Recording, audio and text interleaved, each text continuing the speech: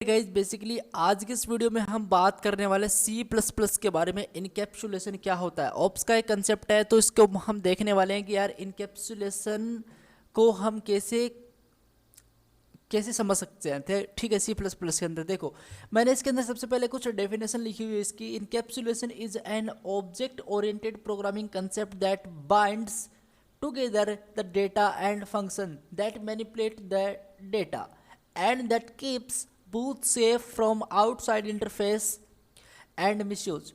Data encapsulation led to important of concept of data hiding. तो guys इसका मतलब क्या है? इसका मतलब सिंपल सा ये है कि एक ऑप्स का कंसेप्ट है, सबसे बड़ी बात तो ये है। और ये क्या करता है, ये डेटा और फंक्शंस को एक सिंगल यूनिट के अंदर बाइंड करने का काम करता है।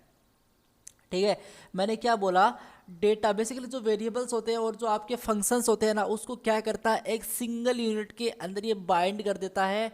और ये गाइज इसका मतलब ये इंपॉर्टेंट कंसेप्ट है। और बेसिकली मेन कंसेप्ट ये माना जाता है कि ये डेटा हाइडिंग भी इसको बोला जा सकता है। ये बेसिकली डेटा को हाइड भी करता है, ठीक है, बाइंड भी करता है एंड हाइड भी करता है। आप दोनों तरीके से इसको समझ सकते हो। तो यार इसका एक सबसे पहले डेफिनेशन हमने देख ही लिया है। इसके अंदर सबसे ज़्यादा इम्पोर्टेंट रोल होता है एक्सेस स्पेसिफायर्स का, जो होते हैं आपके public, protected and private, simple है ना। तो ये बेसिकली एक्सेस स्पेसिफायर्स होते हैं।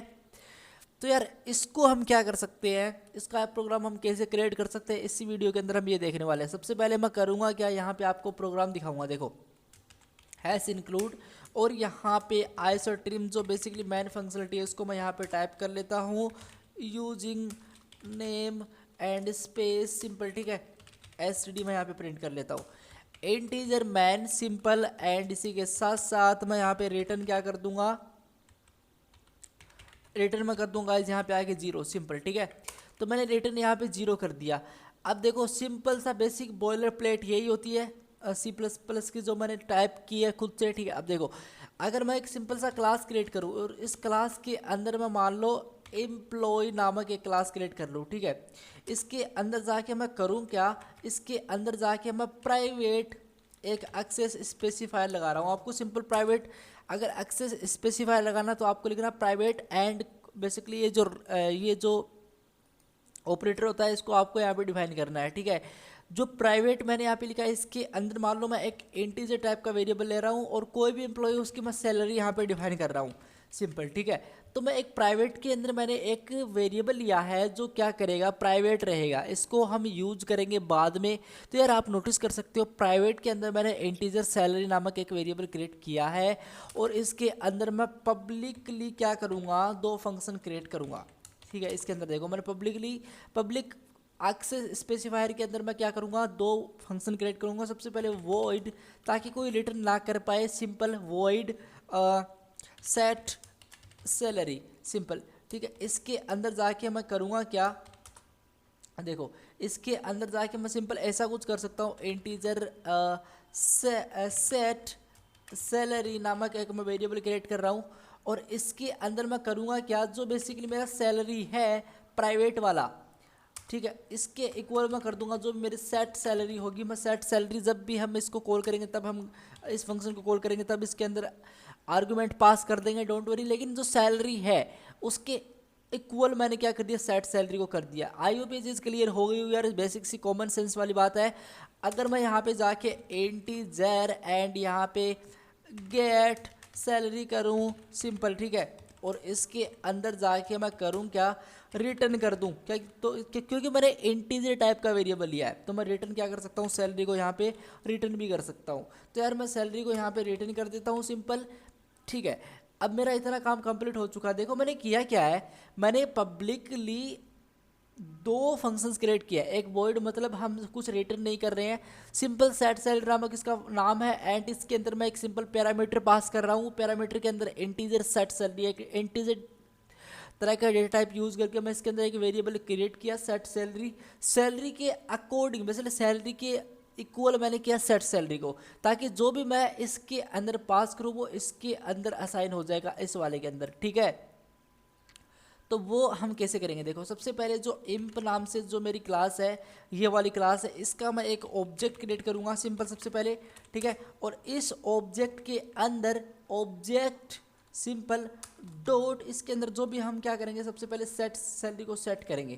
तो यार सेट सैलरी मैं बेसिकली यहाँ पे कर देता हूँ लाइक 40,000 सिंपल, ठीक है। और इसके अंदर मैं मान लो सेट सैलरी मैंने 40,000 इसके अंदर सैलरी को सेट कर दिया, परफेक्ट। अब गाइज मैं एक काम कर सकता हूँ, सी आउट मतलब मैं प्रिंट करवा सकता हूँ जो obj1 है सिंपल, जो ऑब्जेक्ट1 है डॉट गेट सैलरी, ठीक है। और इसको मैं यहाँ पे प्रिंट करवा सकता हूँ, यहाँ पे मैं एंड लगा सकता हूँ। तो गाइज इस कोड का मतलब क्या हुआ, इसका मतलब ये हुआ कि मुझे 40,000 यहाँ पे मिलेगा। कहाँ पे मिलेगा, आउटपुट के अंदर, टर्मिनल के अंदर मिलेगा बेसिकली। और क्यों मिलेगा, देखो इस कोड का एक बार फिर से एक्सप्लेन करते हैं यार, आपको मुझे पता है बेसिकली डाउट है इसमें थोड़ा, तो आप फिर से समझना। देखो ये मेरी एक क्लास है, क्लास मैंने क्रिएट की एम्प नाम से, और इसके अंदर मैंने प्राइवेट एक्सेस स्पेसिफायर को डिक्लेयर किया है। और इसके अंदर मैंने किया क्या, मतलब प्राइवेट का मतलब ये होता है कि यार कोई बाहर इसका यूज़ ना कर पाए, सिंपल, ठीक है, बाहर इसका यूज़ ना कर पाए। तो इसलिए हम क्या कर रहे हैं, प्राइवेट एक्सेस स्पेसिफायर का यहाँ पे यूज़ कर रहे हैं, इंटीजर सैलरी, सिंपल। और इसका नाम क्या है, इसके अंदर जो भी कोड है वो इंटीजर सैलरी है, मतलब इंटीजर तरह का डेटा टाइप है और सैलरी उसका वेरिएबल नेम है, सिंपल, ठीक है।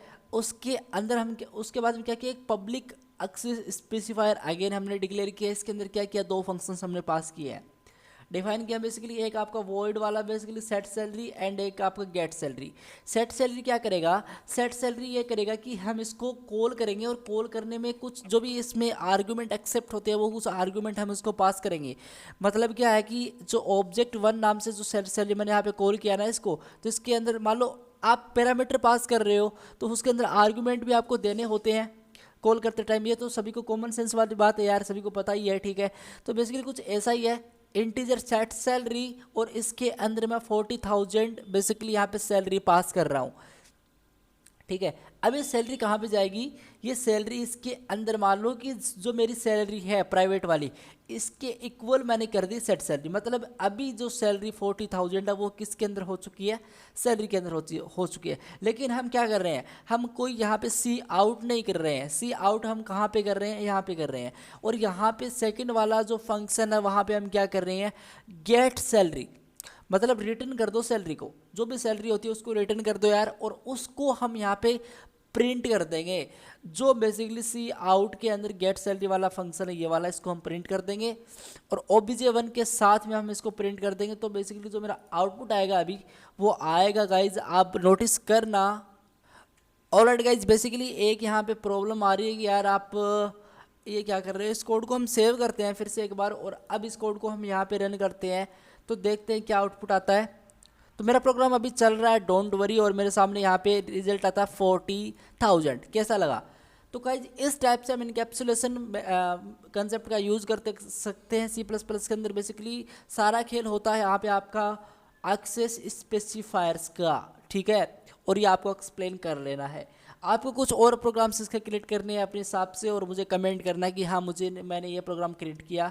तो बेसिकली सारा कुछ मुझे भी नहीं पता है और सारा कुछ आपको भी नहीं पता है, तो यार साथ साथ मिलके हम कर लेंगे आगे प्रोग्रामिंग, ठीक है। तो बेसिकली आज इस वीडियो के लिए इतना ही गाइस। बेसिकली आपको वीडियो काफ़ी अच्छा लगा होगा, और thank you guys so much, take care, bye bye.